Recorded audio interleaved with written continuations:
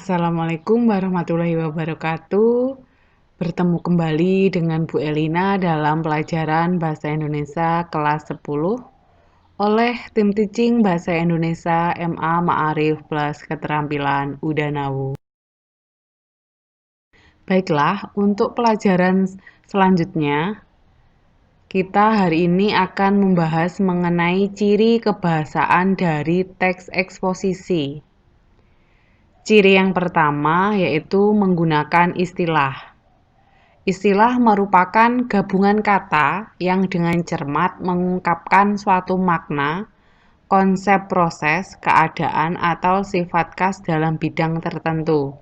Contoh, solusi, rekonsiliasi, polusi, dan lain-lain. Proses pembentukan istilah dilakukan melalui 3 cara sebagai berikut. Yang pertama, pemadanan atau penerjemahan. Misalnya, ada bahasa Inggris yaitu dengan kata busway, kemudian masuk ke dalam bahasa Indonesia menjadi jalur bis.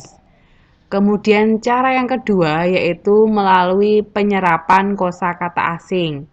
Misalnya dari bahasa Inggris camera menjadi kamera kalau masuk ke dalam bahasa Indonesia. Kemudian yang ketiga, ada gabungan penerjemah atau penyerapan. Misalnya subdivision menjadi subbagian. Untuk ciri yang kedua, ada adjektiva atau kata sifat. Cirinya kata sifat itu bisa dirangkai dengan kata sangat, sekali, dan lebih. Contohnya serius, besar, langka.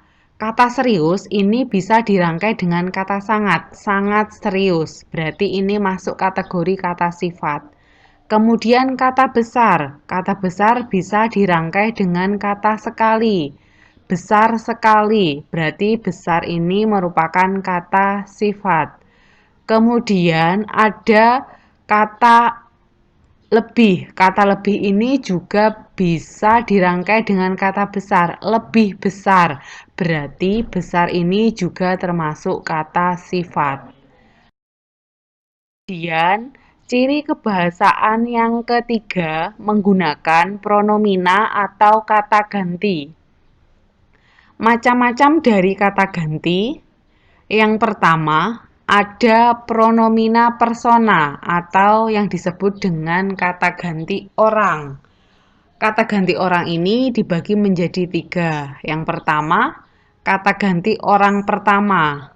Kalau tunggal yaitu contohnya saya, aku, daku, ku pada kata milikku, kemudian ku pada kata ku miliki.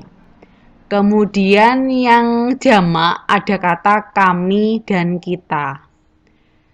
Yang kedua ada kata ganti orang kedua atau orang yang diajak bicara. Kalau tunggal contohnya engkau, kamu, anda, dikau, kau, mu pada kata milikmu. Kemudian yang jamak ada kata kalian, kamu sekalian, anda sekalian. Terus yang ketiga ada kata ganti orang ketiga atau orang yang dibicarakan. Tunggal contohnya ia, dia, beliau, samanya pada kata miliknya. Kemudian jamak mereka, samanya. Kemudian untuk pronomina penunjuk. Pronomina penunjuk ini dipakai untuk menunjukkan sesuatu. Contohnya, pronomina penunjuk umum. Ada kata ini untuk menunjuk yang dekat, itu untuk menunjuk yang jauh, dan yang kedua ada pronomina penunjuk tempat. Ada kata sini untuk menunjuk tempat yang dekat, situ untuk menunjuk tempat yang agak jauh, sana untuk menunjuk tempat yang jauh. Kemudian yang ketiga, ada pronomina penunjuk ihwal atau peristiwa. Contohnya begini untuk menunjuk sesuatu yang dekat, begitu untuk menunjuk sesuatu yang jauh, Demikian untuk menunjuk sesuatu yang dekat dan jauh. Yang ketiga, ada pronomina penanya, yaitu pronomina yang digunakan sebagai penanda pertanyaan. Macam-macam dari pronomina penanya. Yang pertama, ada pronomina untuk menanyakan orang menggunakan kata siapa. Yang kedua, pronomina untuk menanyakan barang menggunakan kata apa. Yang ketiga, pronomina untuk menanyakan pilihan menggunakan kata mana. 4. Pronomina untuk menanyakan sebab menggunakan kata mengapa. Yang kelima, pronomina untuk menanyakan waktu menggunakan kata kapan. Kemudian yang nomor 6, pronomina untuk menanyakan tempat menggunakan kata di mana, kemana, dari mana. Yang nomor 7, pronomina untuk menanyakan cara menggunakan kata bagaimana. Yang ke-8, pronomina untuk menanyakan jumlah menggunakan kata berapa. Kemudian selanjutnya ada pronomina untuk menanyakan urutan atau tingkatan menggunakan kata keberapa. Ciri kebahasaan yang keempat yaitu menggunakan konjungsi atau kata hubung. Konjungsi yaitu kata yang digunakan untuk menghubungkan satu unsur dengan unsur yang lain. Macam-macam konjungsi antar kalimat. A. Konjungsi pertentangan. Contohnya, akan tetapi, namun, biarpun demikian, sekalipun demikian, walaupun demikian, meskipun demikian, sungguh pun demikian. B. Konjungsi waktu. Contohnya, kemudian, sesudah itu, setelah itu, sebelum itu, selanjutnya. C. Konjungsi penambahan. Contohnya, tambahan pula, lagi pula, selain itu. D. Konjungsi pembalikan. Contohnya, sebaliknya.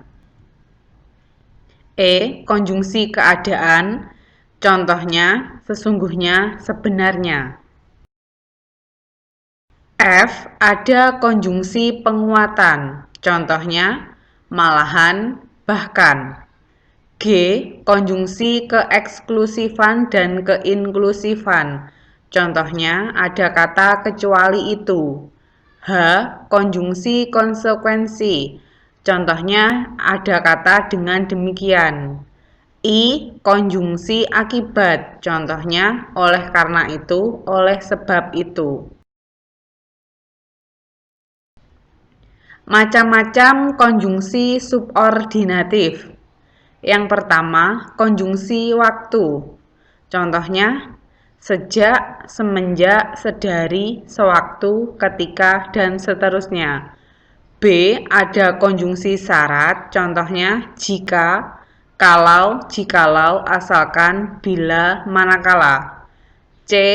Konjungsi pengandaian. Contohnya, andekan, seandainya, umpama, sekiranya. D. Konjungsi tujuan. Contohnya, agar, supaya, biar. E. Konjungsi konsesif. Contohnya, biarpun, meskipun, walaupun, sekalipun, sungguh pun, kendati pun. F. Konjungsi pembandingan. Contohnya, seakan-akan, seolah-olah, sebagaimana, seperti, sebagai, laksana, ibarat, daripada, alih-alih. Sekian pembelajaran hari ini, semoga bermanfaat. Saya akhiri. Wassalamualaikum warahmatullahi wabarakatuh.